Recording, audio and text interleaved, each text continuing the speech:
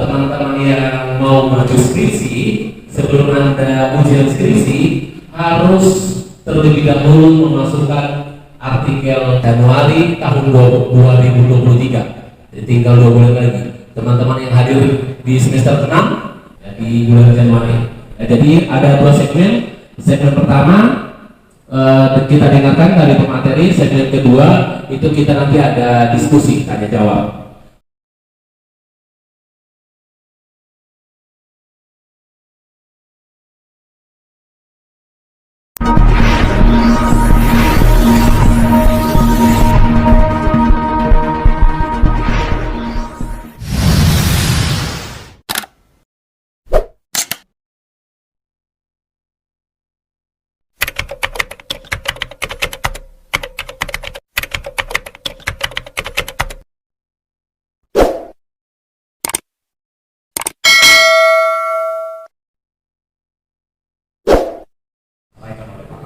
Itu adalah mahasiswa semester 5.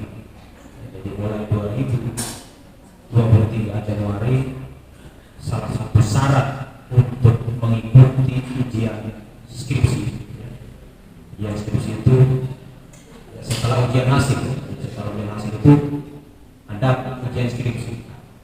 Pada saat Anda mengikuti ujian skripsi, Anda harus menyetorkan terlebih dahulu artikel ilmiah yang dalam bentuk jurnal ya. Jadi itu yang kenapa semester 5.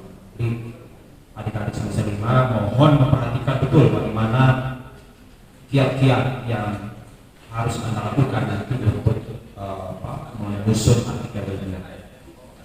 Kemudian ada juga semester 3 ya. Di semester 3 atau semester 1 mungkin di sini juga mensosialisasikan lebih awal pada adik-adik semua ya, bahwa ilmu pemerintahan ya, program studi pemerintahan itu sudah mulai menerapkan aturan itu.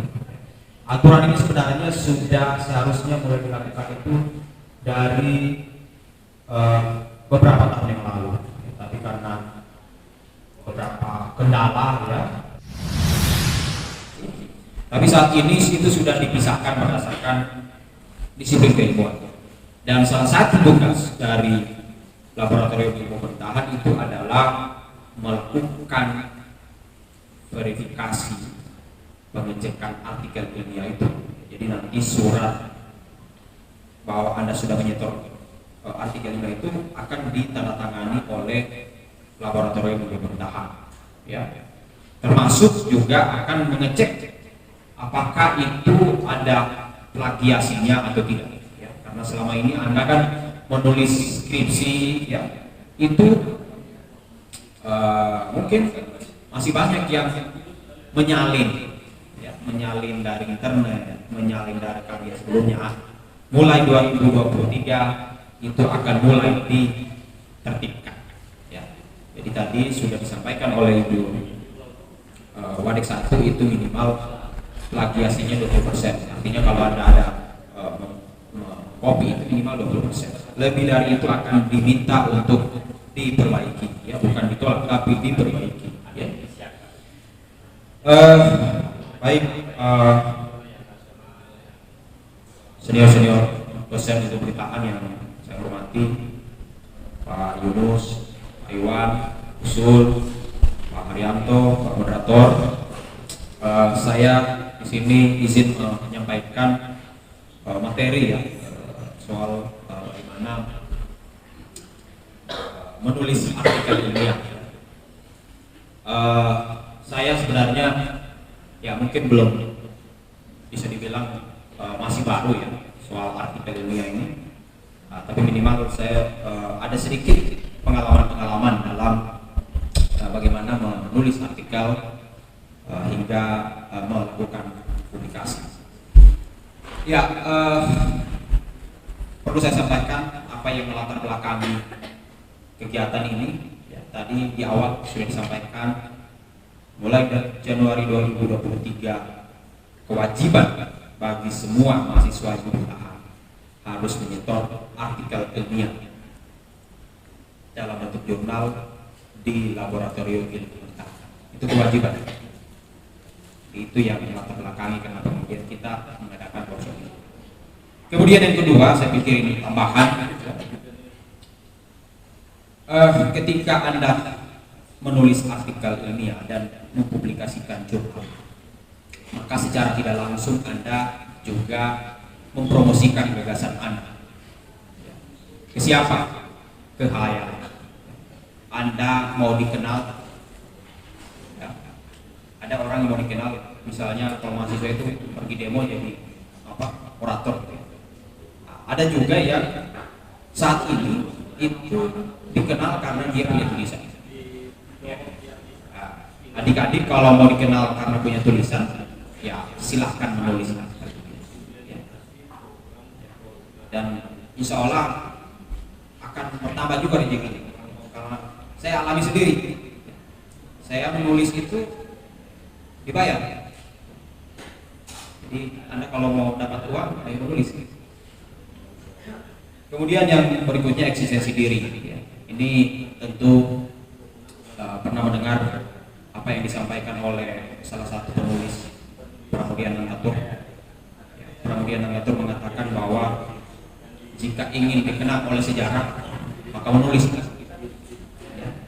Jadi kalau Anda hanya tidak mau dikenal oleh sejarah, ya diam saja, nggak usah menulis. Tapi kalau Anda ingin dikenal, disebut terus namanya, meskipun mungkin sudah meninggal, ya menulis. Karena orang yang menulis itu akan terus abadi. Itu yang menjadi latar belakang kenapa kemudian workshop ini dilaksanakan. Lalu kemudian bagaimana sih menulis artikel ilmiah itu?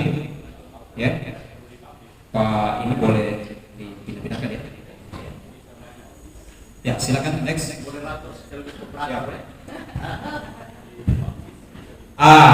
Terus lanjut. Modal untuk menjadi penulis.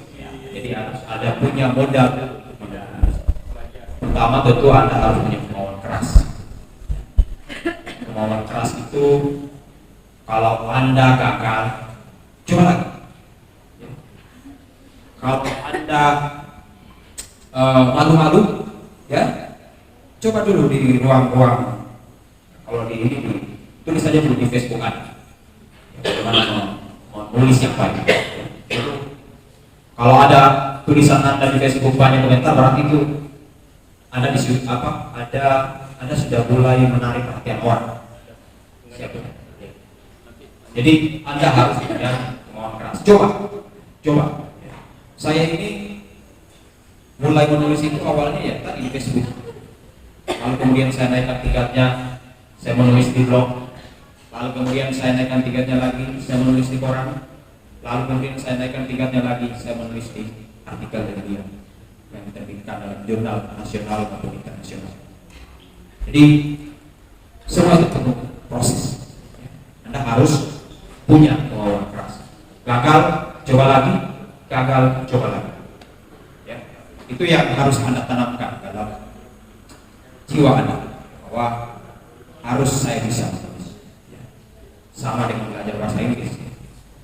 Kalau orang belajar bahasa Inggris itu, ya awalnya kecil-kecil dulu kan. Ya.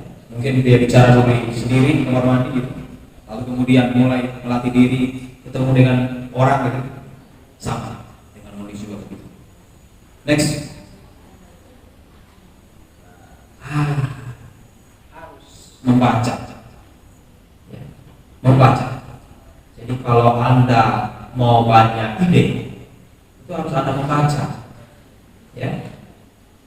Membaca apa? Membaca buku tentunya, membaca artikel-artikel ilmiah. Kalau Anda misalnya mau menulis artikel ilmiah, ya.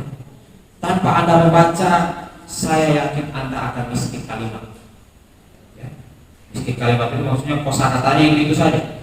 Ya. Tapi kalau Anda banyak membaca, saya yakin Anda akan terbiasa dengan kalimat-kalimat yang baru, dan itu akan transfer dalam otak Anda, ya, bagaimana menulis. Ya. Membaca yang banyak dan variatif tentu ya, harus banyak sumber dan variatif. Ya. Next.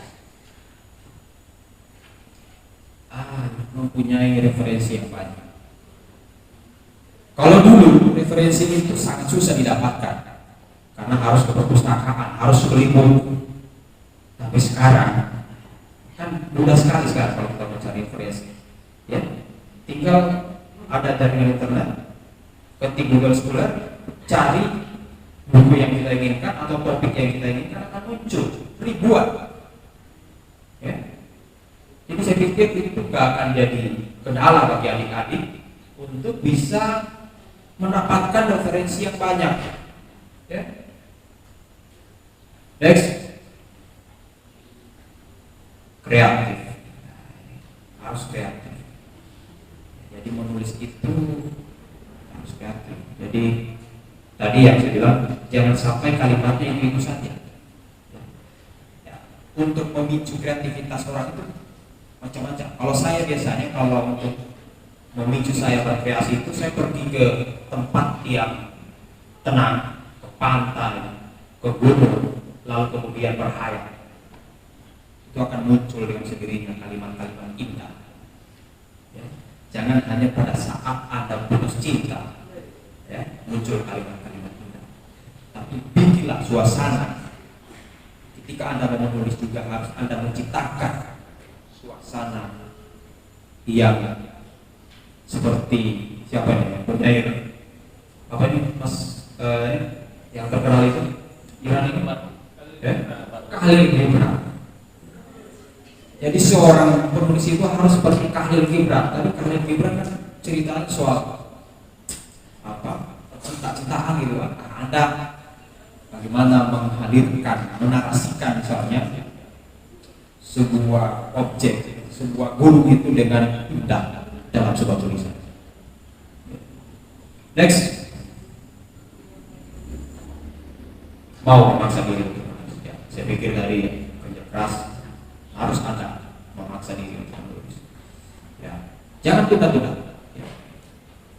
Kalau Anda sudah melakukan, sudah berani memulai, saya yakin Anda akan kalau apa itu narkoba itu kalau sudah pernah walking, sakau gitu. Saya begitu. Ya. Saya itu kalau sudah menulis, lalu kemudian tulisan saya terbit, lalu kebahagiaan saya itu, saya pikir itu sama halnya dengan saya melihat apa? Kalau anak kecil itu ya, saya melihat anak kecil yang sedang lucu-lucunya. Saya merasa kebahagiaan, ada puncak yang saya rasa ini tidak bisa digantikan dengan yang lain. Oke, lanjut. Percaya diri bahwa tulisannya benar dan akan dibaca orang. Ini percaya diri juga penting. Jadi Anda harus percaya diri. Biasanya untuk menciptakan rasa percaya diri maka harus melatih dulu. Jadi kalau saya itu mau menulis di Facebook misalnya, tidak asal saya menulis, tapi saya menseleksi kalimat apa nih yang tepat. Ya. Kalau misalnya kalimatnya kurang tepat, saya hapus, saya edit ulang. Ya. Jadi itu harus Anda lakukan. Next, apa yang harus ditulis? Ya, selama ini ya dalam menulis artikel ilmiah itu atau artikel itu kadang masih banyak yang menggunakan kalimat yang tidak salah juga sebenarnya, tapi kadang menyamakan artikel dengan jurnal. Tuliskan jurnal dong, tuliskan artikel dong. Padahal sebenarnya itu dua kali berbeda. Artikel itu adalah isi tulisannya, jurnal itu tempat untuk membuatnya. Ya, dalam menulis artikel, Anda bisa memuat di artikel jurnal ilmiah. Ya, itu bisa di misalnya yang sekarang ada di puncak itu ada jurnal public administrasi dan governance misalnya yang punya administrasi publik.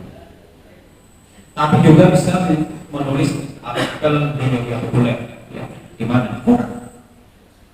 Anda bisa menulis artikel di koran atau opini di koran, ya. Nah, itu juga bagian dari artikel. Tapi yang kita mau fokuskan di sini adalah artikel ilmiah yang dimuat dalam jurnal ilmiah. Itu yang akan kita fokus di materi kita kali ini. Next. Sebelum masuk ke artikel ilmiah, kita harus dulu mengetahui itu apa itu artikel. Ya. Saya di sini mengutip beberapa sumber. Ya.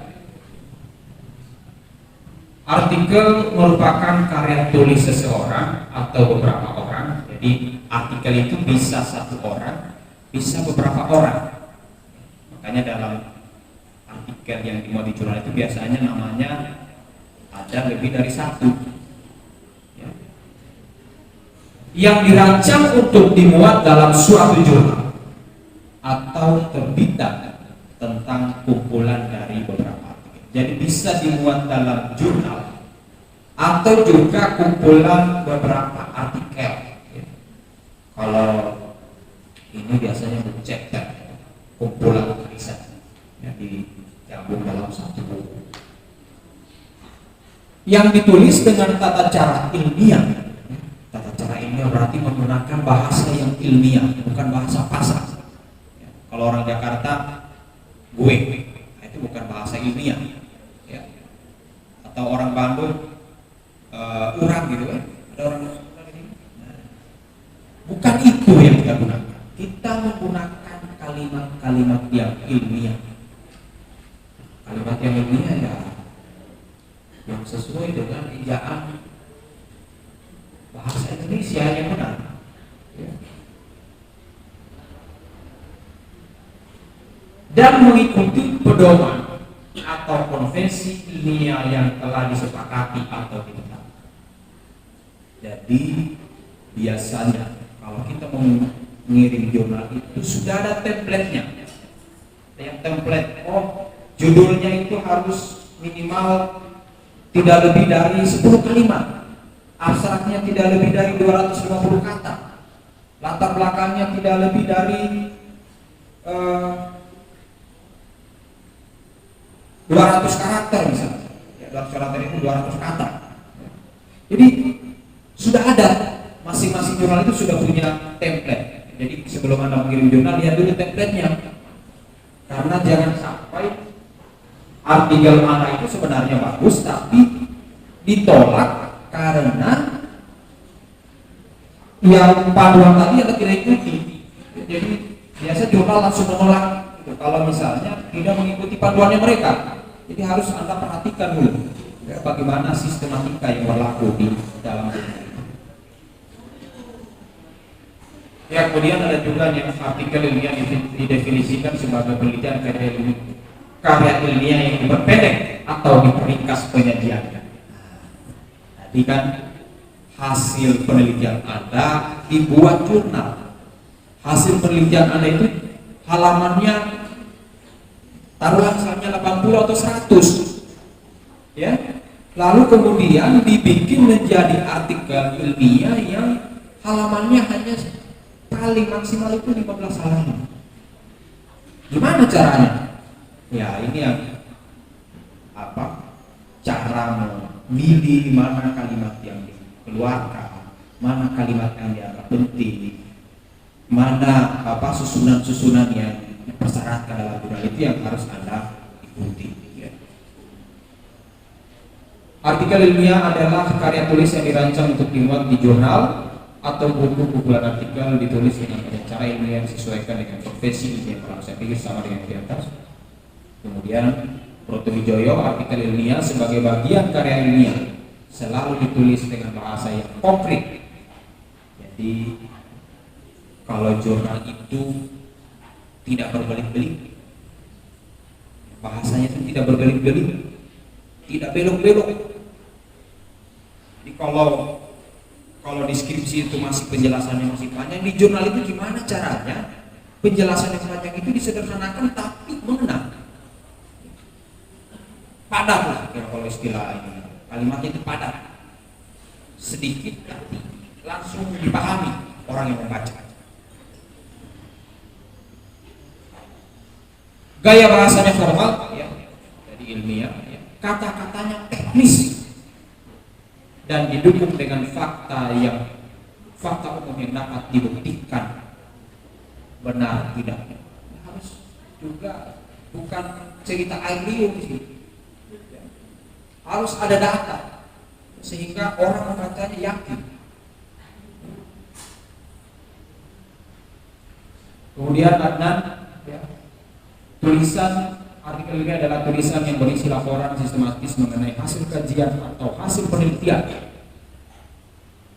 yang disajikan bagi masyarakat ilmiah tertentu yang merupakan audiens khusus dengan tujuan menyampaikan hasil kajian dan kontribusi penulis artikel kepada mereka untuk dipikirkan, dikaji kembali dan didiskusikan baik secara lisan maupun tertulis.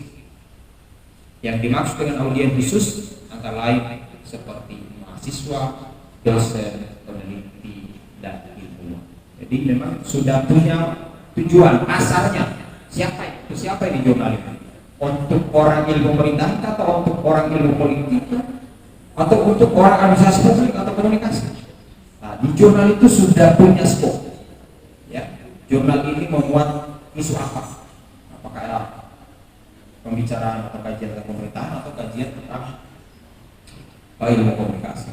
Ini juga harus Anda perhatikan karena kalau Anda mengirim, Anda jurusan pemerintahan, tentu hasil penelitian pemerintahan, lalu kemudian Anda kirim jurnalnya di orang teknik, pasti tidak akan dimuat. Pasti tidak akan dimuat. Kalaupun dimuat, itulah yang disebut dengan hari ini namanya redaktor. Redaktor itu jurnal dimuat di tempat yang bukan bidang ilmunya. Ya, dan biasanya jurnal-jurnal yang begini jurnal-jurnal yang masalah, ya. Untuk kalau di dosen itu kalau dijadikan sebagai syarat untuk naik pangkat pasti akan ditolak karena ini tidak memenuhi syarat. Oke, lanjut. Ya, tadi ya saya pikir ini sudah saya ini ya.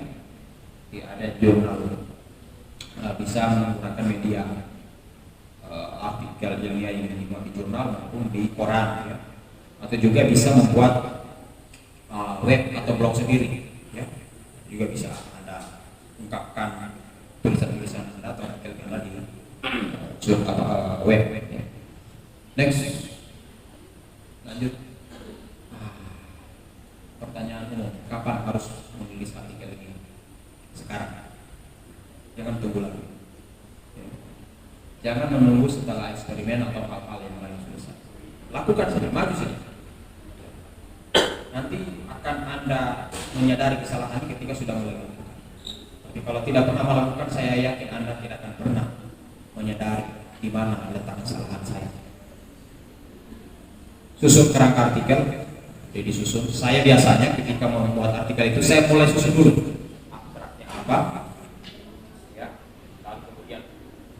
Pendapatnya, ya, lalu kemudian tinjauan teorinya, lalu metodenya, lalu hasil dan pembahasan, kesimpulan, lalu saya sudah buat dulu kerangka.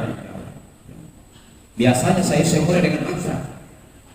Saya tidak memulai dengan yang di bagian bawah dulu. Saya memulai dengan abstrak karena yang ada di abstrak itu adalah apa yang akan saya jelaskan lebih detail nanti di isi, ya, di latar belakang, di metode, di tinjauan teori, di hasil pembahasan dan kesimpulan. Jadi makanya kalau Anda dipakai menulis, mengirim tulisan itu biasanya kan yang diminta abstrak saja dulu. Abstrak itu ya paling kurang lebih 200 sampai paling banyak 500 kata, satu paragraf. Ini abstrak Anda itu akan dilihat, dinilai oleh reviewer menarik atau tidak, Di situ akan diputuskan tulisan Anda diterima atau tidak. Mulai dari mana? Tentu harus tadi studi literatur, baca literatur untuk riset terkait paling tidak 20 artikel. 20 artikel. Ya. Jadi Anda jangan harus menyiapkan diri membaca. Ya, kesulitan dalam mengungkapkan kata-kata ini biasa terjadi. Ya, untuk mengatasi itu maka ya tadi harus banyak baca. Membaca literatur, lalu kemudian ya, saya baca ulang. Enak ini dibaca. Kalau saya baca kayak saya ini kayak tidak mengalir, itu saya berarti saya harus ubah ini kalimatnya. Kalau misalnya saya sudah buat, saya tidak.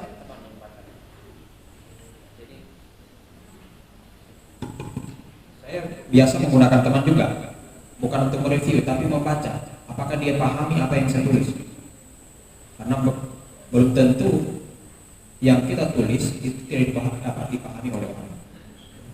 Karena mungkin salah satunya penempatan titik koma itu mempengaruhi orang mengerti dari tulisan itu, karena mungkin salah satunya Anda salah menempatkan titik koma, ya, atau tidak menempatkan koma atau titik sama sekali, jadi mengarah, jadi tidak ditangkap poin.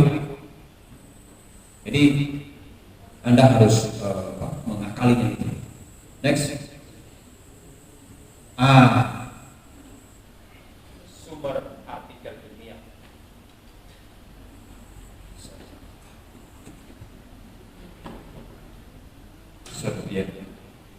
Sumber artikel ilmiah. Ya, artikel ilmiah itu bisa bersumber dari pertama hasil penelitian.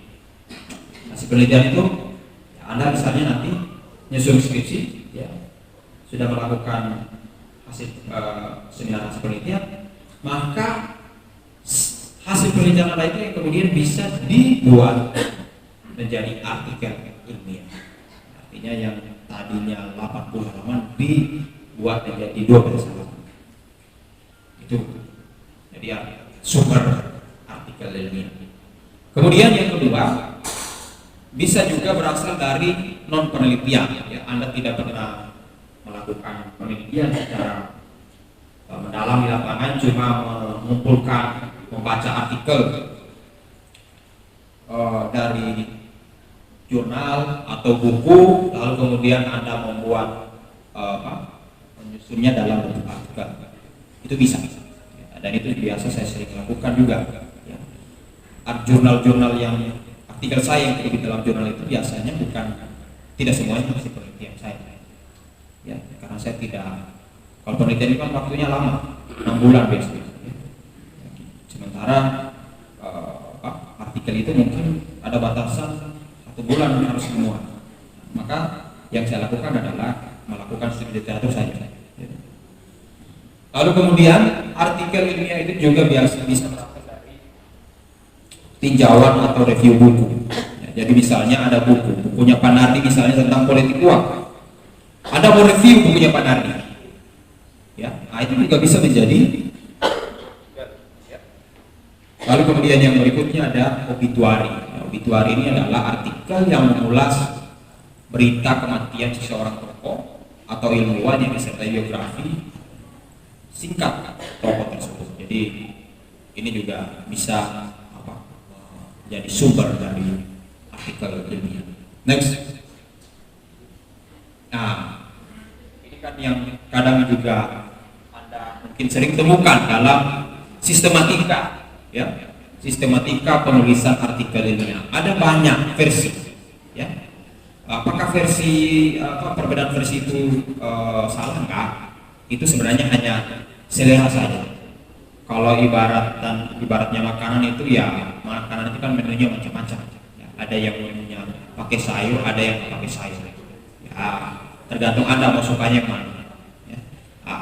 Selain tergantung Anda sukanya yang mana, tergantung pada jurnal itu. Mekanismenya atau metodenya sistematiknya seperti apa, Anda harus ikuti yang menjadi sasaran Anda untuk mengirim artikel. Ini biasanya model pertama, ini biasanya sistematika artikel ilmiah yang berasal dari hasil penelitian. Ada judul, ya. Jadi kalau judul, misalnya Anda nanti menulis skripsi, judulnya apa misalnya peran oligarki dalam